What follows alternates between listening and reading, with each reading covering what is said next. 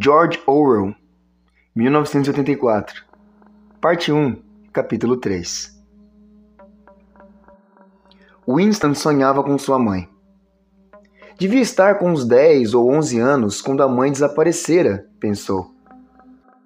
Era uma mulher alta, majestosa, mais para calada, de movimentos lentos e cabeleira clara magnífica.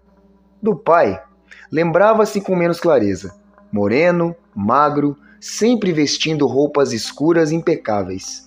Winston se lembrava especialmente das solas finíssimas de seus sapatos e de óculos. Sem dúvida, os dois haviam sido engolidos por um dos primeiros grandes expurgos dos anos 1950. Naquele momento, a mãe estava sentada em algum lugar muito abaixo dele com sua irmã mais moça no colo. A única lembrança que Winston guardava da irmã era a de um bebê minúsculo, frágil, sempre em silêncio, com grandes olhos atentos. As duas tinham os olhos erguidos para ele. Estavam no interior de algum lugar subterrâneo, talvez o fundo de um poço ou de uma sepultura muito profunda.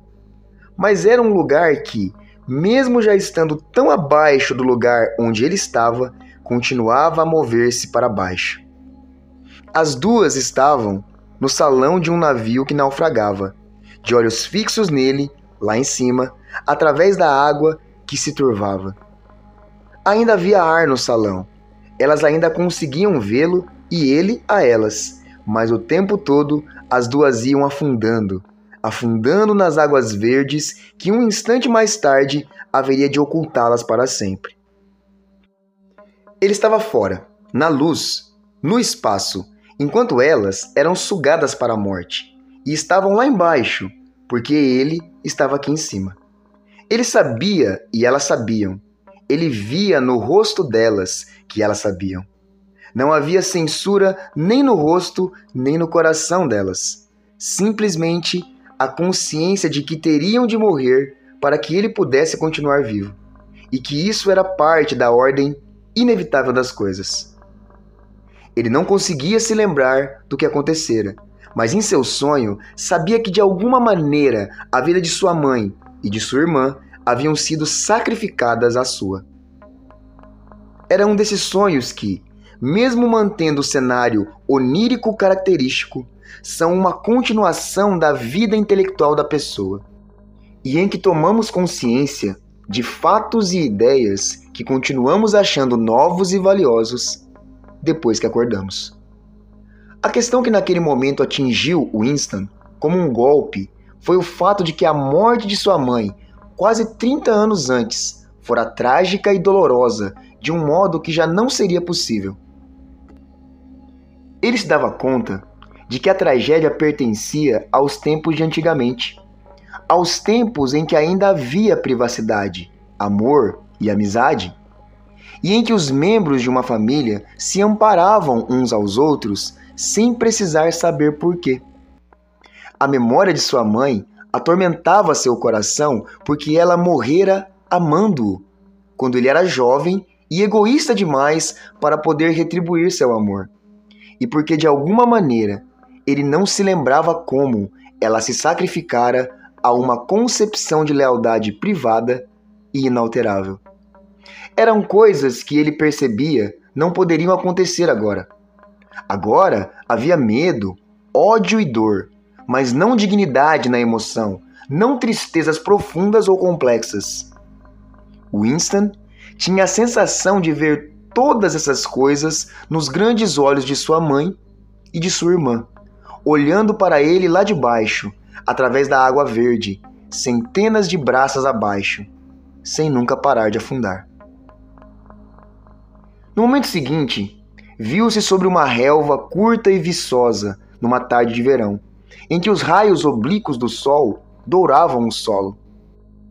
A paisagem que contemplava era uma recorrência tão frequente em seus sonhos que nunca se sentia totalmente seguro de tê-la ou não tê-la visto na vida real. Em suas divagações, chamava de Terra Dourada. era um pasto antigo, recortado pelas dentadas dos coelhos e percorrido por uma trilha sinuosa, com um ou outro promontório de toupeira. Na sebe irregular do outro lado do campo, a brisa balançava muito suavemente os ramos dos olmos, com suas folhas estremecendo de leve em densas massas que lembravam cabelos de mulher. Em algum lugar bem próximo, mas que o olhar não alcançava, havia uma torrente límpida movendo-se devagar. Nela, os robalinhos nadavam nas poças sob os chorões. A garota de cabelo escuro vinha pelo campo na direção dele. Com um único movimento, ela se despojou da roupa e jogou-a para um lado com desdém. Seu corpo era branco e liso, mas Winston não sentia desejo. Na verdade, mal olhou para aquele corpo, pois estava tomado de admiração pelo gesto da moça jogando a roupa para um lado. Com sua graça e displicência, era um gesto que parecia aniquilar toda uma cultura, todo um sistema de pensamento, como se o grande irmão, o partido e a polícia das ideias pudessem ser todos jogados no nada com um único e glorioso movimento de braço. Aquele era um gesto que também pertencia aos tempos de antigamente. Winston acordou com a palavra Shakespeare nos lábios. A teletela emitia um zumbido de rachar o crânio que se manteve no mesmo diapasão por 30 segundos. Com efeito, eram 7h15 da manhã, hora em que os funcionários dos escritórios precisam se levantar. Winston arrancou o próprio corpo da cama com dificuldade, nu, pois os membros do partido exterior recebiam somente 3.000 cupons de vestuário por ano e um pijama custava 600. E apanhou uma camiseta encardida e um short que estavam jogados sobre uma cadeira. Atividades físicas começariam em 3 minutos. No instante seguinte, ele se viu dobrado ao meio por uma violenta crise de tosse que quase sempre o atacava logo depois que ele acordava. A tosse esvaziara seus pulmões tão completamente que ele só conseguiu voltar a respirar depois que se deitou de costas e aspirou o ar profundamente algumas vezes. Tinha as veias dilatadas pelo esforço de tossir e a úlcera varicosa começara a comichar. Grupo de 30 a 40. Ganiu uma voz feminina de furar os tímpanos. Grupo de 30 a 40. Para seus lugares, por favor. 30 a 40. Winston ficou em posição de sentido diante da teletela, na qual a imagem de uma mulher bastante jovem, muito magra, mas musculosa, vestindo túnica e sapatos de ginástica, já ocupara seu lugar. Dobrando os braços, esticando os braços, berrou ela. Me acompanhem! 1, 2, 3, 4. 1, 2, 3, 4. Vamos lá, camaradas! Quero ver um pouco mais de energia. 1, 2, 3, 4. 1, 2, 3, 4. A dor do ataque de tosse não afastara por completo da cabeça de Winston a impressão deixada pelo sonho, e o movimento rítmico do exercício a recompôs em parte. Enquanto jogava mecanicamente os braços para diante e para trás, ostentando no rosto a expressão de prazer compenetrado, vista como correta para a execução das atividades físicas, ele se esforçava para recuar o pensamento para o período difuso de sua primeira infância. Era extraordinariamente difícil. Até o fim da década de 1950, nenhum problema. Daí em diante, tudo desbotava. Na ausência de todo e qualquer registro externo a que recorrer, até mesmo o contorno de sua própria vida perdia a nitidez. A pessoa conseguia evocar os acontecimentos mais notáveis, que muito provavelmente jamais haviam ocorrido. Lembrava-se de detalhes de incidentes sem conseguir recompor sua atmosfera, e havia longos períodos em branco aos quais não conseguia atribuir fato algum. Naquele tempo, tudo era diferente. Mesmo os nomes dos países e suas formas no mapa, tudo era diferente.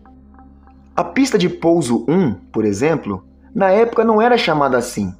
Na época, seu nome era Inglaterra, ou Grã-Bretanha. Embora Londres, disto ele estava seguro, sempre tivesse chamado Londres. Winston não conseguia se lembrar de jeito nenhum de uma época em que seu país não estivesse em guerra, mas era evidente que existira um intervalo bastante prolongado de paz durante sua infância. Porque uma de suas memórias mais antigas era de um ataque aéreo que aparentemente pegara todo mundo de surpresa. Talvez fosse na época em que Colchester fora atingida pela bomba atômica. Ele não se lembrava do ataque em si, mas lembrava-se da mão de seu pai apertando a sua enquanto os dois desciam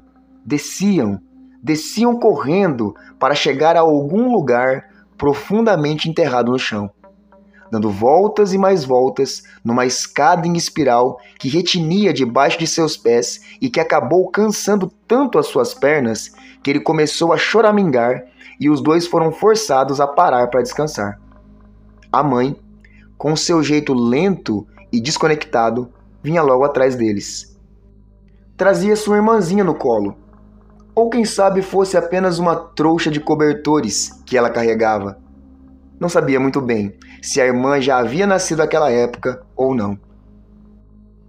Por fim, haviam chegado a algum lugar barulhento, entupido de gente, que ele percebera ser uma estação de metrô.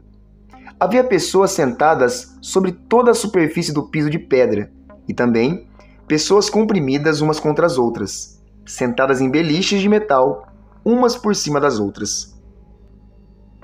Winston, sua mãe e seu pai arrumaram um lugar no chão e perto deles havia um velho e uma velha sentados lado a lado num beliche. O velho vestia um terno escuro bem posto e tinha o cabelo muito branco coberto por um boné preto, de pano. Seu rosto estava rubro e seus olhos azuis, cheios de lágrimas. Cheirava a gin. Parecia que o gin exalava de sua pele como suor, e seria possível imaginar que as lágrimas que lhe brotavam dos olhos fossem puro gin. Mas embora estivesse um pouco bêbado, ele também sofria sob o peso de uma dor genuína e intolerável. À sua maneira infantil, Winston entendeu que alguma coisa terrível, alguma coisa que estava além do perdão e que jamais poderia ser remediada, acabara de suceder. Ao mesmo tempo, teve a impressão de que sabia que coisa era essa. Alguém que o velho amava, uma netinha talvez, havia sido morta. O velho repetia a pequenos intervalos de tempo: "A gente não devia ter confiado neles. Bem que eu falei, mãe, não foi? É nisso que dá a confiar neles. Eu disse e repeti, a gente não devia ter confiado naqueles canalhas." Mas quem eram esses canalhas em que eles não deviam ter confiado? Winston já não conseguia se lembrar. Desde mais ou menos aquela época, a guerra fora literalmente contínua, embora, a rigor, não tivesse sido o tempo todo a mesma guerra. Durante vários meses, em seus tempos de criança, houvera combates confusos nas ruas de Londres, e de alguns deles, Winston guardava uma lembrança nítida. Só que seria praticamente impossível reconstruir a história de todo aquele período. Dizer quem lutava contra quem, neste ou naquele dado momento, pois não havia registros escritos, e os relatos orais jamais se referiram a algum quadro político diferente do vigente. Naquele momento, por exemplo, em 1984, se é que estavam em 1984, a Oceânia estava em guerra com a Eurásia e era aliada da Lestásia. Nunca, em nenhuma declaração pública ou privada, era admitido que as três potências alguma vez tivessem se agrupado de modo diferente. Na verdade, como Winston sabia muito bem, há não mais de 4 anos a Oceânia estava em guerra com a Lestásia e em aliança com a Eurásia. Só que isso não passava de uma amostra de conhecimento furtivo que ele por acaso possuía, graças ao fato de sua memória não estar corretamente controlada. Em termos oficiais, a troca de aliados jamais acontecera. A Oceânia estava em guerra com a Eurásia. Em consequência, a Oceânia sempre estivera em guerra com a Eurásia. O inimigo do momento sempre representava o mal absoluto, com o resultado óbvio de que todo e qualquer acordo passado ou futuro com ele era impossível.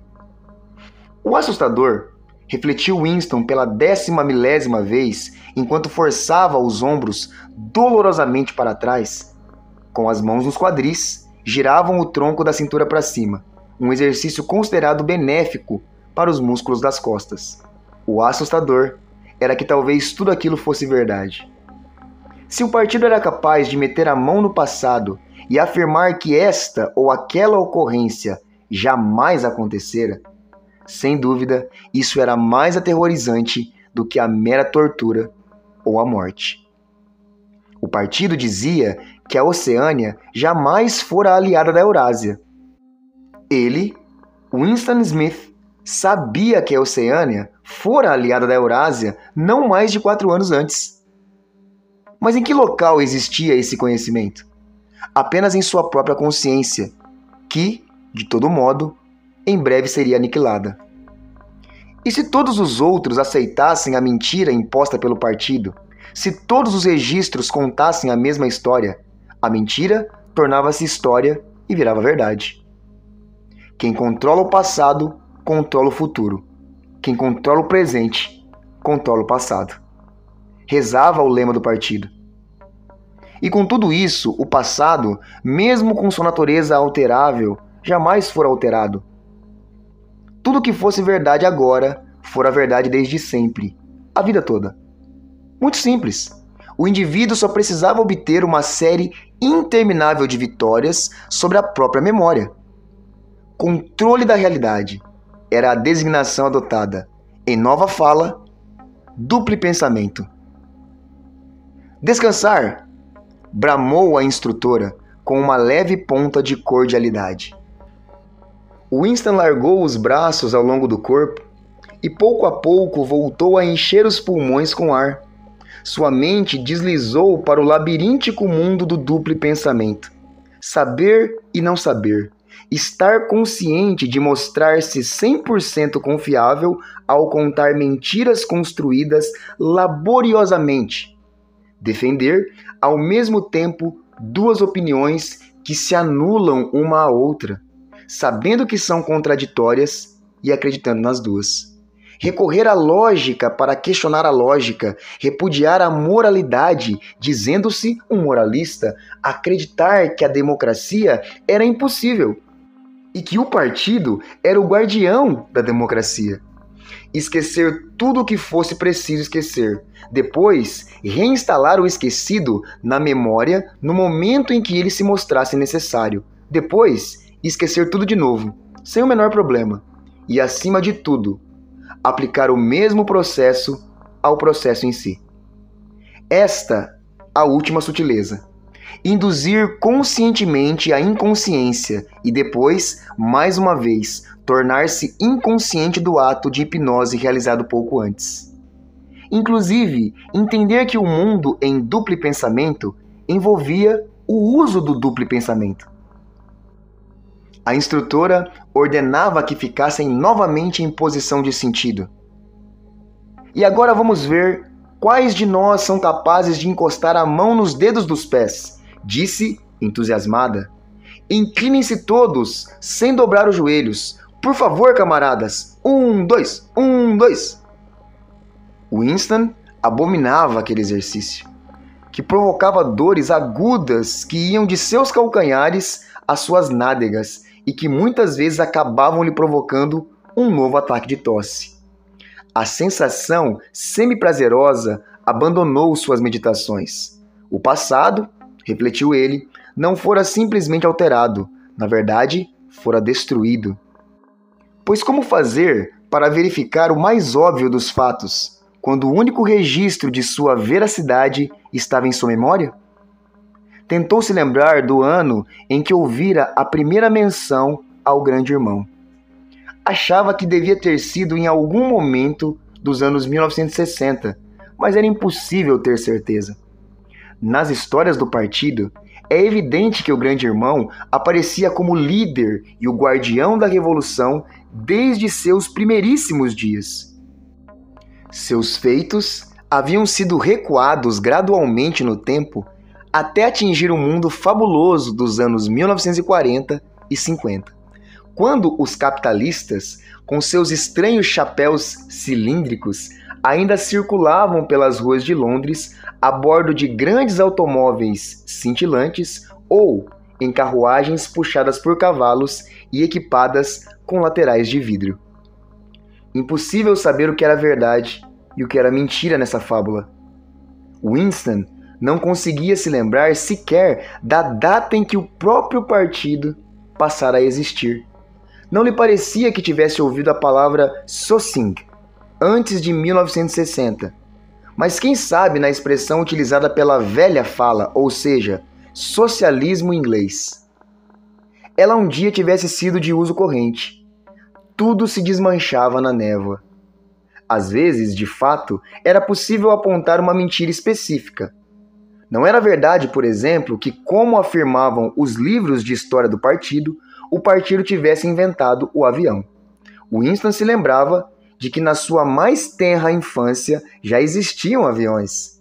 Só que era impossível provar o que quer que fosse. Nunca havia a menor prova de nada. Uma única vez em toda a sua vida, ele tivera nas mãos uma prova documental irrefutável da falsificação de um fato histórico. E naquela ocasião, Smith! Berrou a voz rabugenta da teletela.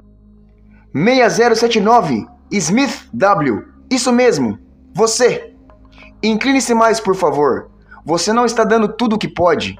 Não está se esforçando. Incline-se, por favor. Assim. Agora está melhor, camarada. Posição de descanso. Todo pelotão. Olhem para mim. Um suor quente e repentino brotara por todo o corpo de Winston. Seu rosto permanecia completamente inescrutável.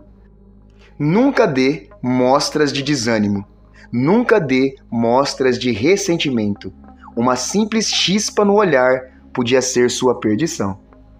Ficou observando enquanto a instrutora erguia os braços acima da cabeça e, impossível dizer graciosamente, mas com notável exatidão e eficiência, inclinou-se e encaixou a ponta dos dedos das mãos embaixo dos dedos dos pés.